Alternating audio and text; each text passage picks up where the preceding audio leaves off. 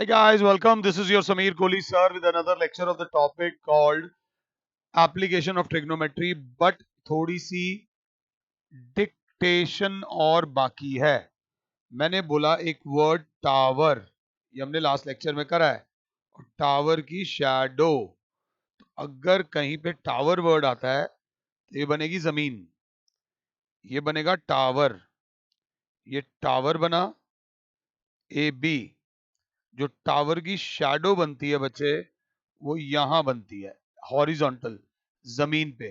आज वॉक करना शाम के टाइम तो आपकी शैडो बनती है जमीन पे, और शैडो बनती है सन या मून की वजह से. पीछे से जब लाइट गिरती है तब जाके शैडो बनती है. सपोज ये बनी शैडो, तो ये टावर है और ये शैडो है. टावर की हाइट तो वही रहेगी, बट शैडो की हाइट कम ज्यादा हो सकती है. टावर की हाइट सेम रहेगी, बट शैडो की हाइट कम ज्यादा हो सकती है, depending upon the position of sun. अगर सन एक एंगल थीटा वन पे है तो शैडो वन बनेगी. अगर सन दूसरे एंगल थीटा टू पर है तो शैडो टू बनेगी. और एकदम जब सन सर के ऊपर आ जाता है, when the sun is almost above our head, उस समय मेरे प्यारे प्यारे बच्चों शैडो बहुत कम बनती है. ये चीज पहले देख लेना, फिर समझ लेना. ये थीटा थ्री है तो ये बनेगी शैडो थ्री. तो शैडो डिपेंड करती है सन पे या मून पे, या अगर आपके पीछे जो लाइट है वो किस एंगल पर आप पर गिर रही है उस पर डिपेंड करती है. अभी हमने एनसीईआरटी के एग्जांपल्स करने हैं, बट मैं ऐसे ही पंगे ले रहा हूं. मैं कुछ लिखवाना चाह रहा हूं.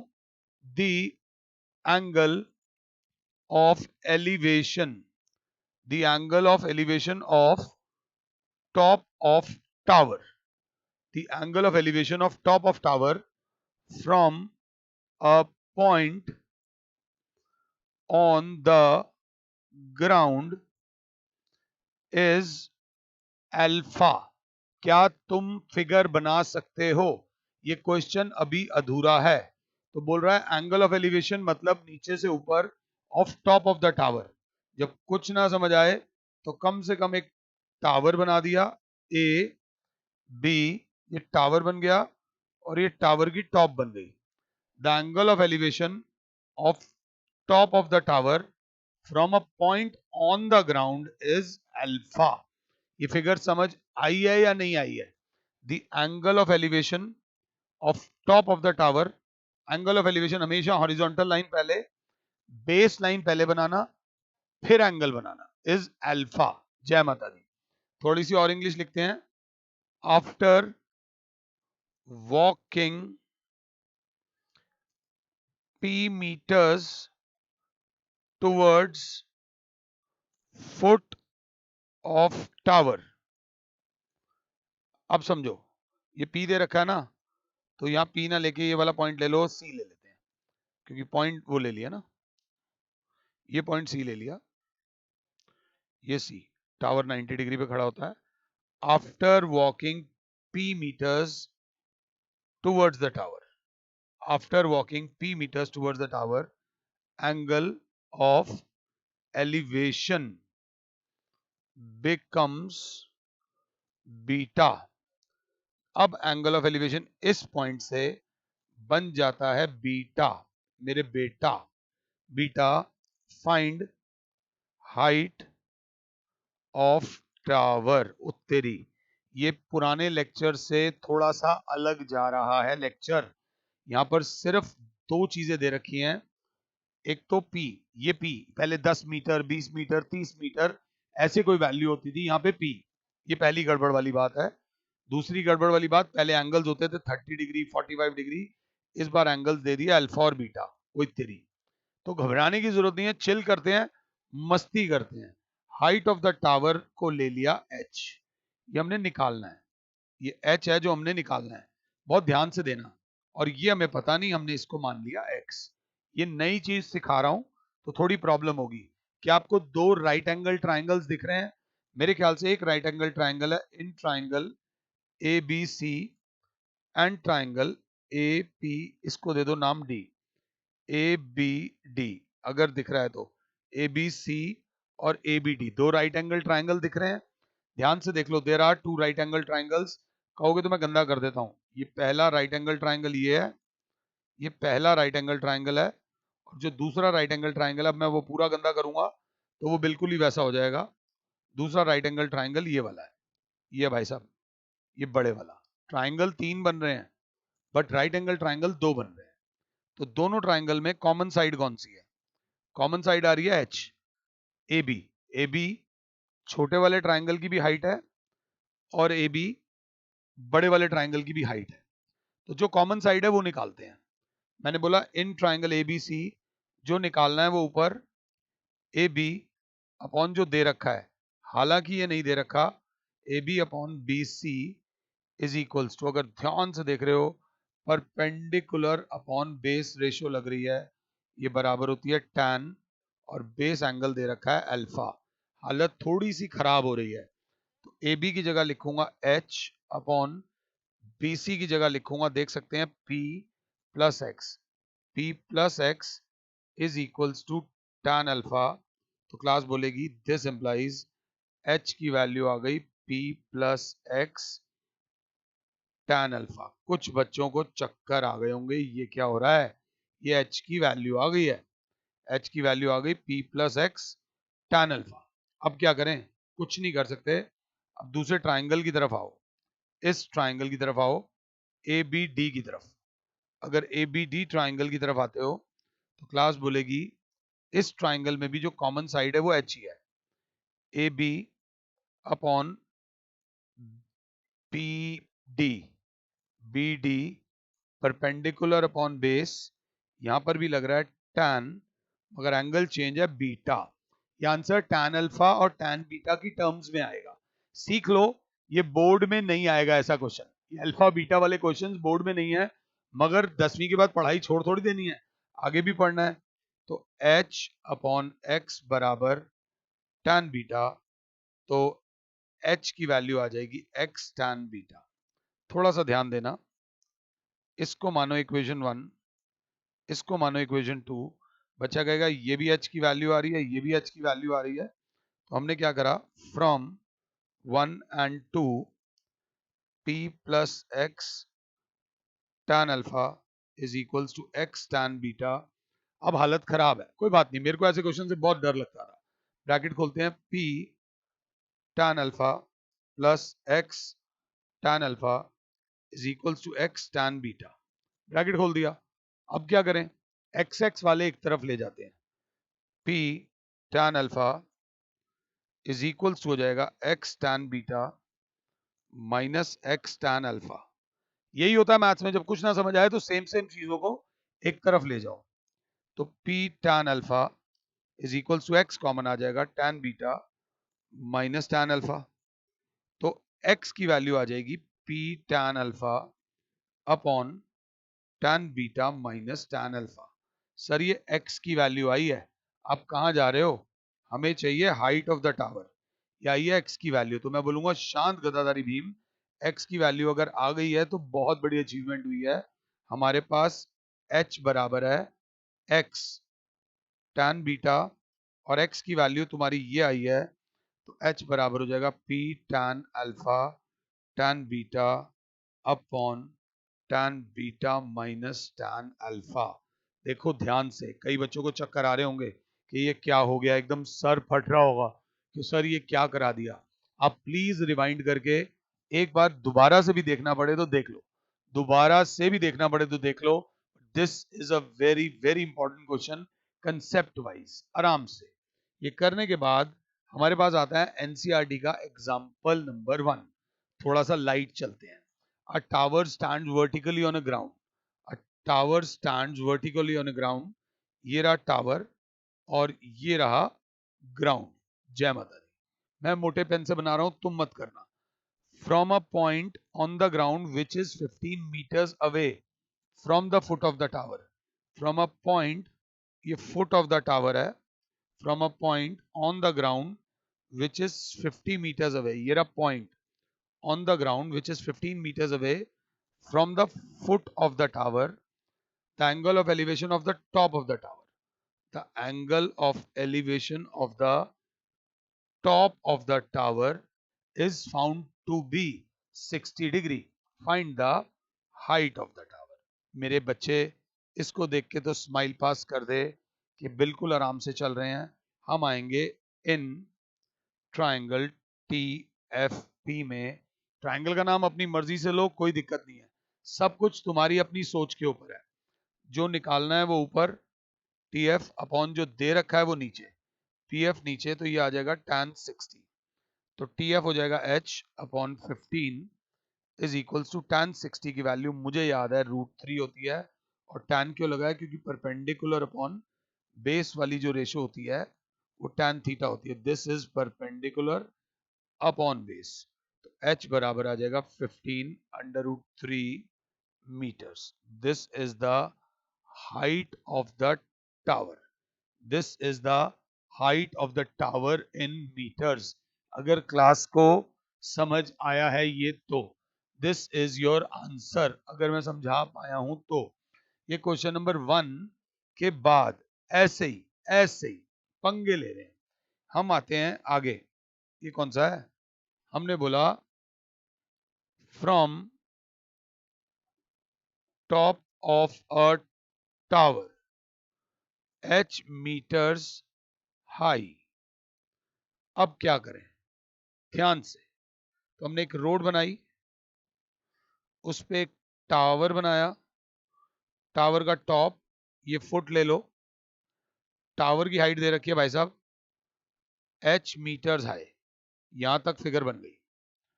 h metre high. Angle of depression of two stones on either side of tower is found to be alpha and beta respectively. आराम से देख लो, कोई जल्दी नहीं है. उन्होंने वर्ड यूज करा है एंगल ऑफ डिप्रेशन, मतलब ऊपर से नीचे. Angle of depression. सबसे पहले मुझे चाहिए horizontal line. Angles of depression of two stones. ये ले लो स्टोन 1, ये ले लो स्टोन 2 ऑन ईदर साइड. ये मैंने पहले बोल दिया, ईदर मतलब एक इधर और एक इधर, दोनों side. Angles of depression of the to stones are found to be alpha and beta respectively. The angles of depression of the two stones are found to be alpha and beta respectively. आगे वो बोलते हैं find the distance between two stones. Find the distance between two stones. इन दोनों stones के बीच का distance निकाल दीजिए. मैंने हल्की सी हिंट दे रहा हूं. इस डिस्टेंस को मान लिया x और इस डिस्टेंस को मान लिया y. मुझे पॉज करो एग्जैक्टली 2 मिनट तक. 2 मिनट तक सोचो और खुद से एक बार ट्राई करो. Try it yourself guys. अगर अब आप देखो तो एक को ले लिया x, एक को ले लिया y. अब हम आएंगे इस ट्राइंगल में. In triangle TS1F. TS1F में आएंगे तो जो निकालना है वो ऊपर, जो दे रखा है वो नीचे. तो S1F upon TF.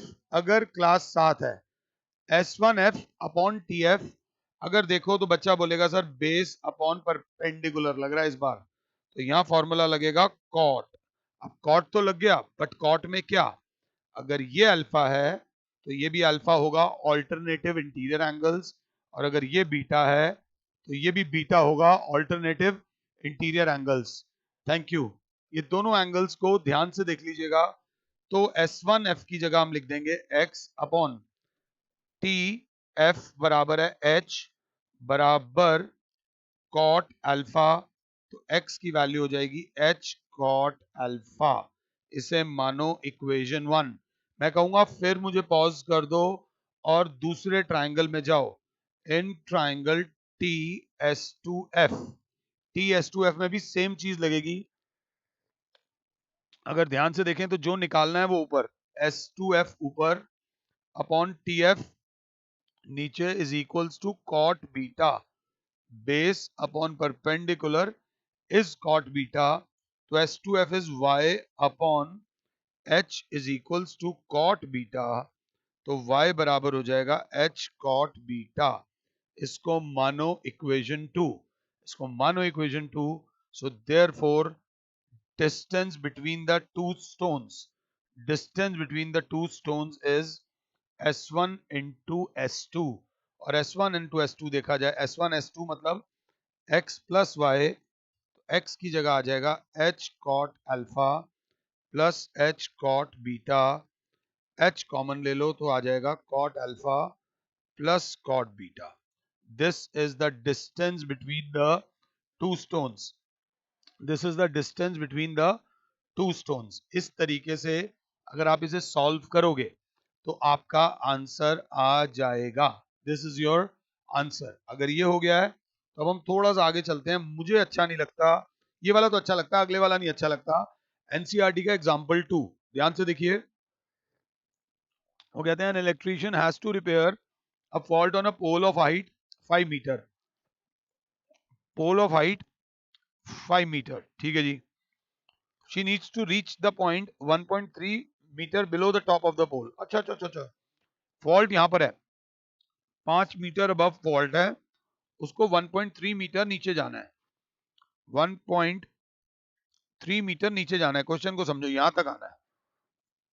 below the top of the pole to undertake the repair work, what should be the length of the ladder she should use when inclined at an angle of 60 degree. के ladder की length कितनी होनी चाहिए, ये ले लिया, ठीक है जी। and to enable her to reach the required position, how far from the foot of the pole, how far from the foot of the pole should be the required position। तो class बोलेगी ये तो बहुत easy है, अगर ये 1.3 है, 1.3 में से 5 माइनस कर, 5 में से 1.3 माइनस करेंगे, सो दैट विल बी, मेरे हिसाब से 3.7 आ जाएगा। ये 3.7 हाइट आ गई, लैडर की लेंथ निकालनी है और रूट 3 की वैल्यू 1.73 लेने को बोला है। इसको नाम दे दो, इन्होंने दे ही रखा था, चलो इन्होंने ये बी दे रखा है, ये डी है और ये सी है। इन ट्राइंगल BDC एक ही रूल है, जो निकालना है वो ऊपर, जो साइड निकालनी है वो ऊपर। पहली साइड आ गई BC, BC अपॉन जो दे रखी है, जो दे रखी है वो है BD, BD बराबर है, ये हाइपोटेन्यूस है और ये परपेंडिकुलर है। हाइपोटेन्यूस अपॉन परपेंडिकुलर को बोलते हैं कोसिकेंट 60, तो BC अपॉन 3.7 बराबर है कोसिकेंट 60 होता है 2/√3, वैल्यू याद रखनी पड़ेगी, और कोसिकेंट होता है h/p अगर साथ हो तो BC बराबर हो जाएगा 2 इंटू 3.7 अपॉन √3, तो BC बराबर हो जाएगा 7.4 अपॉन √3 इंटू √3 अपॉन √3, तो 7.4 इंटू √3 अपॉन 3, 7.4 इंटू √3 की वैल्यू 1.73 डिवाइडेड बाय 3 कर लीजिएगा। एग्जाम्पल है, आपका आंसर आ जाएगा। इसमें ऐसी कोई परेशानी वाली बात नहीं है, बिल्कुल आराम से इसको करते हुए चलो। ये मैं बार बार उधर स्क्रीन पे देखता हूं कि सब कुछ ठीक चल रहा है या नहीं चल रहा है, फटाफट से कर लो। चलो ना, क्या फर्क पड़ता है।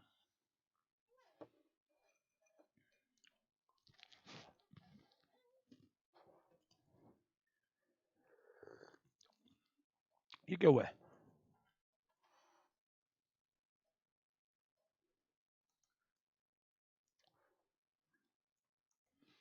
I feel very uncomfortable doing example number 3। हालांकि उन्होंने फिगर बना रखी है, बट हम भी फिगर बनाएंगे, मतलब मुझे मजा नहीं आता पर्टिकुलरली ये वाला क्वेश्चन कराने में, है easy. A 1.5 meter tall observer, a 1.5 meter tall observer is 28.5 meters away from a chimney। ये रही चिमनी, चिमनी का डायग्राम तो दे रखा है, चिमनी लंबी होती है, is 28.5 meters away from a chimney। ठीक है जी। The angle of elevation of the top of the chimney. अब एंगल ऑफ एलिवेशन में ना हमारी नजर एकदम ऊपर चली जाती है, यही बहुत बड़ी गलती है। ये ऑब्जर्वर खड़ा है, ऑब्जर्वर की आई इधर होगी, सबसे पहले हॉरिजॉन्टल लाइन जो बना देगा उसको समझ लो ये चैप्टर समझ आ गया। एंगल ऑफ एलिवेशन बोले, एंगल ऑफ डिप्रेशन बोले, आपको सबसे पहले हॉरिजॉन्टल लाइन बनानी है। हॉरिजॉन्टल लाइन बन गई मतलब बल्ले बल्ले हो गया। The angle of elevation of the top of the I of the observer is 45 degree. What is the height of the chimney? What is the height of the chimney? तो ये A, B, C, D और E आराम से देखेंगे। ये 28.5 है, तो ये भी 28.5 होगा। Opposite sides of a rectangle are equal. आपको कोई इतना रीजंस देने की जरूरत नहीं है इसके अंदर।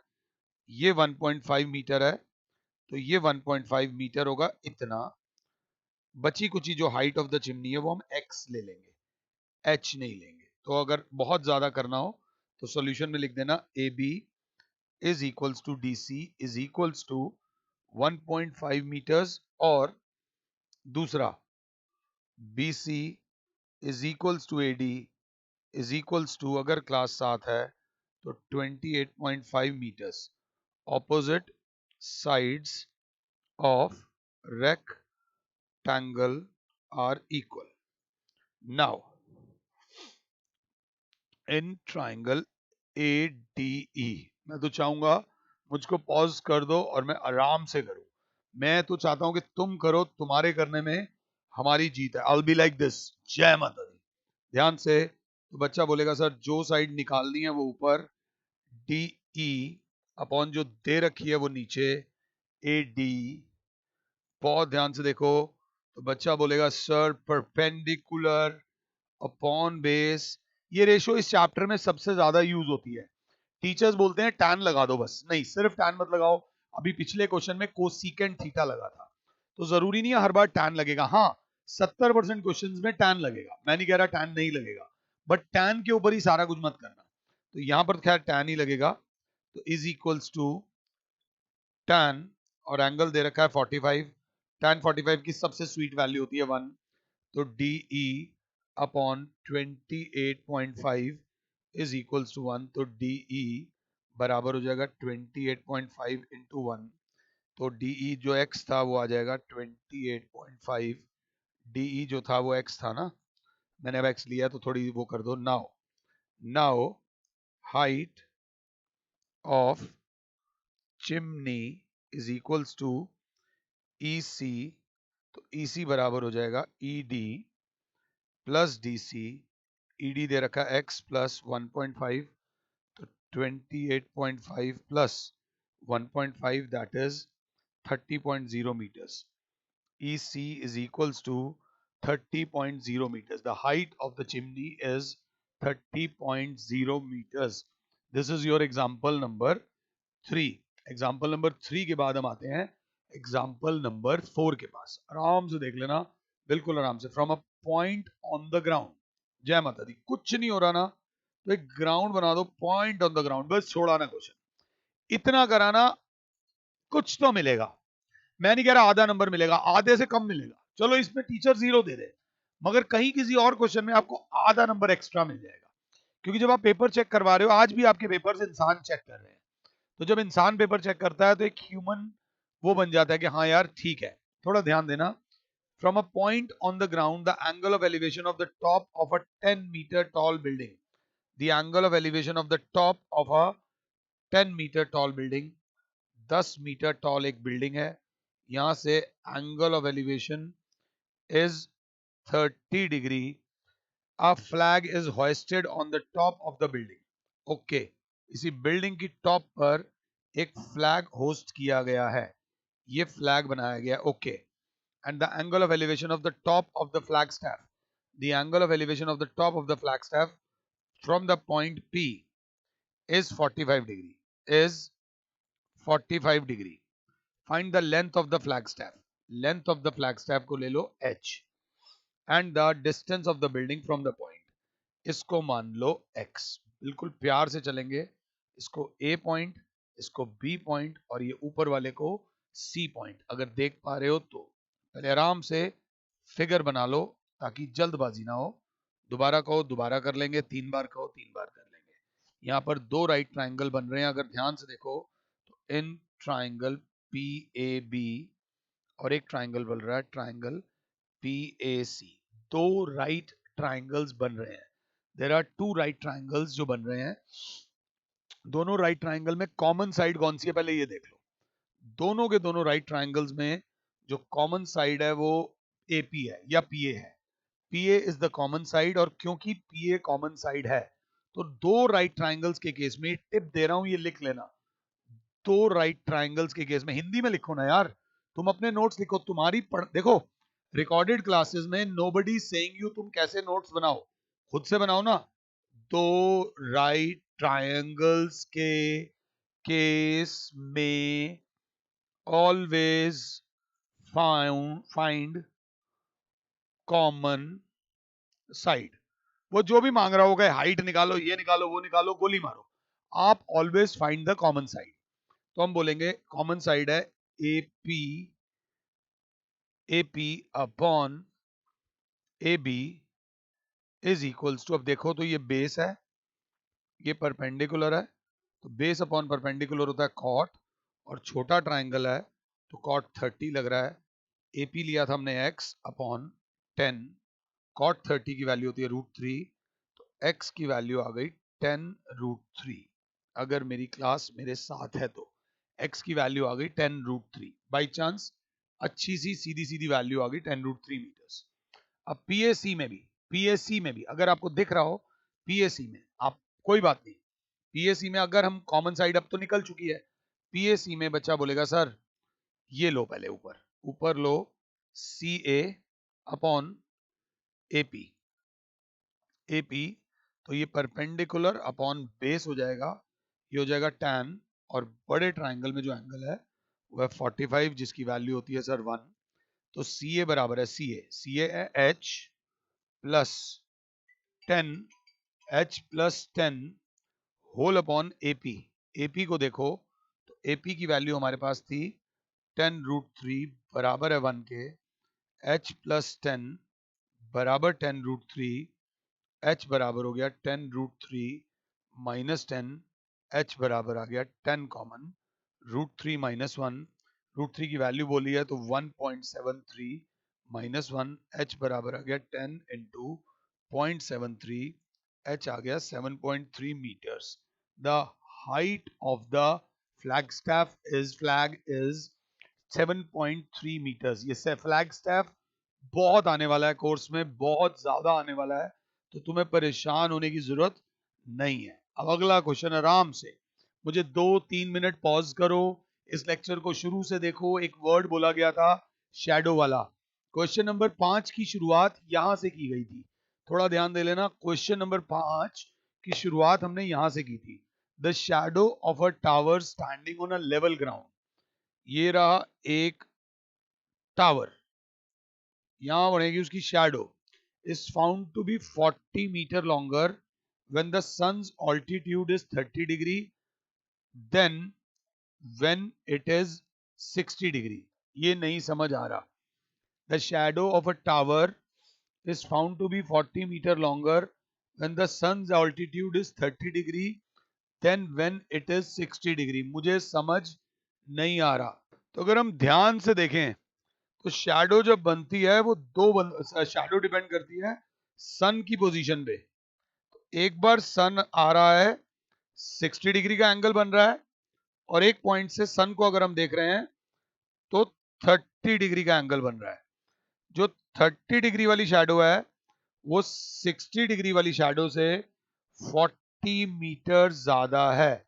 अगर ध्यान से देखें, अगर ये टावर है और उसकी शैडो अगर x है 60 डिग्री पे, तो 30 डिग्री वाली शैडो 40 मीटर ज्यादा है, 40 मीटर ज्यादा है देन द 60 डिग्री वाली शैडो से। थोड़ा सा ध्यान से देख के चलेंगे तो आराम से हो जाएगा।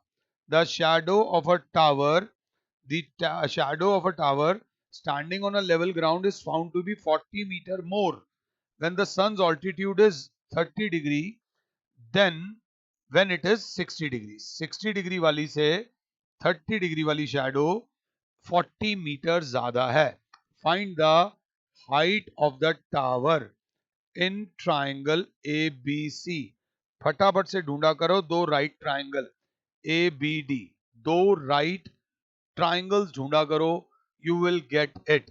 अब ABC एंड ABD में जो कॉमन साइड है AB अपॉन BC, अगर क्लास ध्यान से देख रही है तो रेशियो लग रही है परपेंडिकुलर अपॉन बेस, यहां लगेगा tan और वो भी 60, तो h अपॉन x इज इक्वल्स टू √3, क्योंकि tan 60 की वैल्यू √3 होती है, तो h बराबर हो जाएगा √3x. इसे मानो इक्वेशन 1. इसे मानो इक्वेशन 1.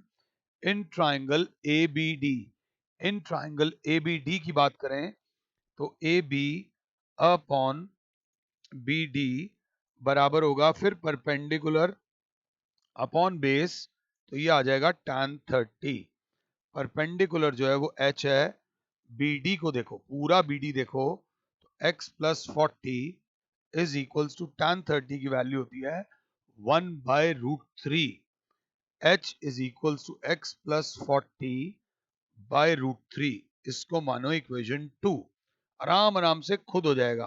तुम भी h हो और तुम भी h हो, तो क्या बोलेगा मेरा प्यारा बच्चा?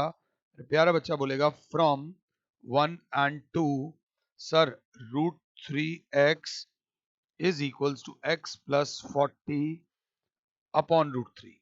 x प्लस 40 अपॉन √3, क्योंकि वो भी h है वो भी h है, दोनों को इक्वेट करा, ये √3 इंटू √3, 3x बराबर हो गया x प्लस 40, तो 3x माइनस x बराबर हो गया 40. 2x इज इक्वल्स टू 40, तो x की वैल्यू आ गई 40 अपॉन 2, x की वैल्यू आ गई 20 metres. The value of x is 20 metres. अभी कुछ नहीं हुआ. Find the height of the tower बोली गई है बाबा. बाबा जो हाइट ऑफ द टावर है, हाइट ऑफ द टावर चाहो तो यहाँ वैल्यू डाल दो, चाहो तो यहाँ वैल्यू डाल दो. हाइट ऑफ द टावर है √3x, तो हाइट ऑफ द टावर है √3 इंटू 20, तो हाइट ऑफ द टावर है 20√3 मीटर्स. यहाँ √3 की वैल्यू लेने को नहीं बोला गया, तो मत लो, मत पुट करो, छोड़ दीजिए यहीं पे. This is the height of the tower. अगर क्वेश्चन समझने में दिक्कत आई हो तो एक बार दोबारा देख लीजिएगा. Example number 6. एक बार मुझे पॉज करो और खुद से इसकी फिगर बनाओ. खुद से बनाओ तो फायदा होगा. आजकल एक्सरसाइज 2-3 दिन से कर रहा हूं तो थोड़ा सा वो हो रहा है. एग्जाम्पल नंबर 6 का एक बार खुद से डायग्राम बनाओ. The angle of depression of the top and the bottom of a 8 meter tall building from the top of a multi-story building are 30 degree and 45 degree respectively. Find the height of the multi-storied building. Multi-storied में वो साफ बोल रहा है कि एक multi-storied building से हमने देखा, multi-storied building ये रही. ध्यान से वो बोल रहा है the angles of depression. Depression बोला है तो पहले ये बना लो, बाकी देखी जाएगी. The angles of depression of the top and bottom, उत्तरी. The angles of depression of the top and bottom.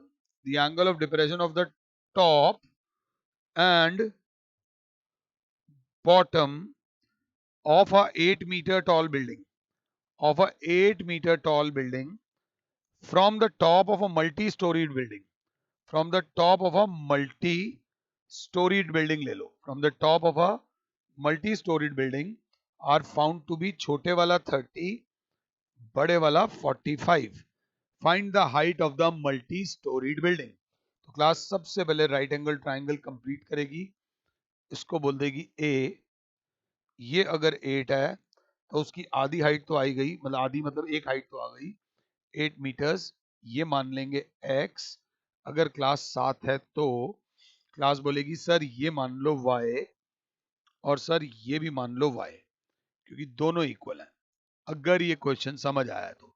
अगर इसमें और फाइनल टच लाना हो तो जो ये 30 दे रखा है ये भी 30 हो जाएगा ऑल्टरनेटिव इंटीरियर एंगल से, और जो ये पूरा 45 दे रखा है ये पूरा 45 हो जाएगा ऑल्टरनेटिव इंटीरियर एंगल से। अब सबसे पहले ढूंढो दो right triangle in triangle M S B, M S D नहीं है, महेंद्र सिंह धोनी नहीं है, और एक ट्राइंगल है ट्राइंगल एम ए टी। पहली चीज ये ढूंढते हैं, दो राइट ट्राइंगल्स ढूंढते हैं, फिर दोनों राइट ट्राइंगल्स में कॉमन साइड ढूंढते हैं। अब कॉमन साइड ये भी वाई है और बड़े वाले ट्राइंगल में ये भी वाई है। कॉमन साइड निकालो, बाकी अल्लाह रखा। God will help you to get the final answer. M S B में बच्चा बोलेगा पूरा M S upon S B. अगर मैं सही जा रहा हूं तो परपेंडिकुलर अपॉन बेस होता है tan 45 एम एस बराबर है y अपॉन पूरा देखें तो x plus 8 is equals to tan 45 की वैल्यू होती है 1। अगर क्लास 7 है तो tan 45 की वैल्यू होती है 1, तो क्लास बोलेगी y की वैल्यू आ जाएगी x plus 8। This is the value of y, this is the value of y। अगर 7 हो तो बस छोड़ दो इसे। अब आ जाओ in triangle M A T. M A T में क्लास बोलेगी, मैंने गलत तो नहीं करा, एम एस, अच्छा मैंने एम एस ऊपर ले लिया, वैसे मुझे वाई लेना चाहिए था, बट चलो कोई बात नहीं, गलत कुछ नहीं किया, रेशो सही लगाई है। हमें लेना था S B upon M S लेना था, कॉट लगना था, बट फर्क कुछ नहीं पड़ना था, यही वैल्यू आनी थी, हमने गलत नहीं किया। अब आ जाओ एम ए टी में। एम ए टी में मैंने बोला A T upon M A, चलो अच्छा है, ए भी सीख गए तुम। बी अपॉन पी करेंगे तो यहाँ आ जाएगा कॉट और वो भी 30। तो ए टी बराबर है y अपॉन एम ए बराबर है x बराबर √3, तो y बराबर आ जाएगा √3x। इसको मानेंगे इक्वेशन 2। ये भी y तो क्लास बोलेगी दिस इंप्लाइज ये भी y की वैल्यू आ रही है, ये भी y की वैल्यू आ रही है, √3x is equals to x plus 8, तो √3x minus x is equals to 8, x वाले एक तरफ x common, √3 minus 1 is equals to 8। अगर 7 हो तो x बराबर हो जाएगा 8 अपॉन √3 माइनस 1, 8 अपॉन √3 माइनस 1, और √3 माइनस 1 है तो रैशनलाइज करोगे √3 प्लस 1, √3 प्लस 1, x की वैल्यू आ जाएगी 8 इंटू √3 प्लस 1 अपॉन √3 का स्क्वायर माइनस 1 का स्क्वायर, x बराबर हो जाएगा 8 बाहर, √3 प्लस 1 अपॉन 3 माइनस 1, x बराबर हो जाएगा 8 इंटू √3 प्लस 1 अपॉन 2, ये 2 1 जा 2 4 जा, तो जो x की वैल्यू आ रही है वो ब्रैकेट खोल के देख लो, 4√3 प्लस 4 आ रही है x की वैल्यू, x की वैल्यू आ रही है, प्लीज ध्यान दे लीजिएगा। अब कह रहा है find the height of the multi storied building. Height of multi storied building, height of multi storied building is equals to x plus 8, 4√3 plus 4 plus 8, क्योंकि ये भी लेंगे तो ये हो जाएगा 4√3 plus 12 metres. This is the height of the multi storied building. अब जोश जोश में हो जाती है गलती, उन्होंने एक और वर्ड मांगा है, distance between two buildings.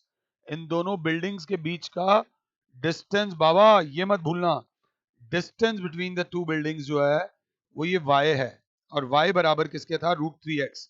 y is equal to √3x, y is equal to √3 into x की वैल्यू है 4√3 प्लस 4, ब्रैकेट खोलोगे तो y बराबर आ जाएगा √3 इंटू √3, 3 होता है, 4 3 जा 12 प्लस 4√3 मीटर्स। वही एग्जैक्टली सेम जो डिस्टेंस आ रहा है वो tan 45 का चक्कर था। तो this is the distance between the two buildings, अगर मैं समझा पाया हूं तो। ये लेक्चर बहुत इंपॉर्टेंट है। इसके बाद हम आते हैं एनसीईआरटी के एग्जाम्पल नंबर 7 पे, बस 7 देते रहना, एग्जाम्पल नंबर 7 भी हो जाएगा, it's not a big deal, बिल्कुल प्यार से चलना। एग्जाम्पल नंबर 8 ध्यान से, example number 7 sorry, from the top form a point on the bridge across the river, from a point on the bridge across the river बना दो, the angles of depression of the banks on the opposite sides of the river are 30 degree and 45 degree. If the bridge is at a height of 3 meters from the banks, find the width of the river. यहाँ पर कोई bridge होगा, bridge के top से एक इंसान देख रहा है, एंगल्स ऑफ डिप्रेशन, जो ब्रिज के ऊपर 3 मीटर ये खड़ा है, यहाँ से angles of depression of the two banks, एक बैंक ये रहा और एक बैंक ये रहा, are found to be 30 degree and 45 degree. Angle of depression हमेशा ऊपर से नीचे बनते हैं, ये बात याद रख लेना. अगर वो 30 है तो ये भी 30 हो जाएगा, 45 है तो ये भी 45 हो जाएगा. ये ए बी सी और ये डी, ये हो जाएगा x और ये हो जाएगा y. वो मांग रहे हैं width ऑफ द रिवर. अगर वो कह रहे हैं कि width ऑफ द रिवर निकालो, शायद ये हैंग हो गया 1 सेकेंड के लिए, बनता है हैंग होना. जब हैंग होता है तो थोड़ी सी वो उड़ जाती है, width ऑफ द रिवर हो जाएगी x प्लस वाई. तो in triangle A B C and in triangle A B D, पहले मुझे निकालनी है बी सी और फिर मुझे निकालनी है बी डी. वो 30 है तो ये भी 30 हो जाएगा, वो 45 है तो ये भी 45 हो जाएगा. ऑल्टरनेटिव इंटीरियर एंगल, इसमें बी सी जो निकालना है वो ऊपर, जो दे रखा है वो नीचे. ये रेशो बन रही है b अपॉन p, जो कि होती है cot 30. तो BC जो है, हाइट ऑफ द ब्रिज थी 3 मीटर, तो x upon 3 is equals to cot 30 की वैल्यू होती है √3. तो x की वैल्यू आ जाएगी 3√3 मीटर्स, इसको मानोगे 1. सिमिलरली ABD में BD upon AB is equals to, फिर cot लग रहा है, cot 45. BD है y अपॉन 3, cot 45 की वैल्यू होती है 1, y इज इक्वल्स टू 3, इसे मानेंगे 2. अब जो width ऑफ द रिवर है, width ऑफ रिवर जो है वो बराबर है CD, जो बराबर है x plus y, that is 3√3 plus 3 common ले लोगे तो √3 plus 1 metres is the width of the river, is the width of the river. And once you find this, आपका एग्जाम्पल नंबर 7 तो हो गया.